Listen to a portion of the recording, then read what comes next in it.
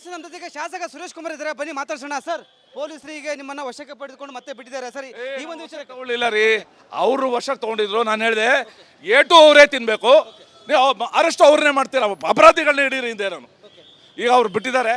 ಅವ್ರು ಹೇಳೋದು ಅಂದರೆ ಪರ್ಮಿಷನ್ ತೊಗೊಂಡು ನೀವು ಮೆರವಣಿಗೆ ಮಾಡಿದ್ದ. ಮೆರವಣಿಗೆ ಅವರು ಯಾವಾಗ ಮಾಡ್ತಾರೋ ಗೊತ್ತಿಲ್ಲ.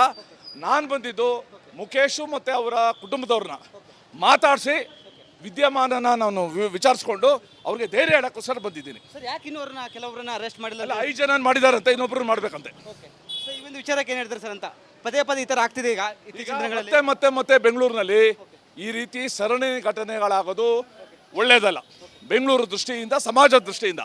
ಸೊ ಅದಕ್ಕೋಸ್ಕರ ಪೊಲೀಸರು ಈ ಘಟನೆಯಲ್ಲಿ ರಾಜಿ ಮಾಡ್ಕೊಳ್ದೇನೆ, ಯಾರ ಒತ್ತಡಕ್ಕೂ ಕೂಡ ಬಾಗದೇನೆ ಒಂದು ಸಂದೇಶನ ಕಳಿಸ್ಬೇಕು, ಕ್ರಮ ತಗೊಳ್ಬೇಕು. ಸರ್ಕಾರಕ್ಕೆ ಏನು ಒತ್ತಾಯ ಮಾಡಿದೆ ಸರ್ ಅಂತ? ಸರ್ಕಾರ ಕೂಡ ಇದೊಂದು ಸರ್ಕಾರಕ್ಕೆ ಇದು ಲಿಟ್ಮಸ್ ಟೆಸ್ಟ್. ಸರ್ಕಾರಕ್ಕೆ ಸೌಹಾರ್ದತೆ ಬೇಕಾ ಅಥವಾ ಇದೇ ರೀತಿ ಪ್ರಕ್ಷುಬ್ಧ ಸಂಸ್ಥೆಗಳದ್ದು ಲಾಭ ತಗೊಳುತ್ತಾ ಅಂತ ನೋಡ್ಬೇಕು ನಾವು.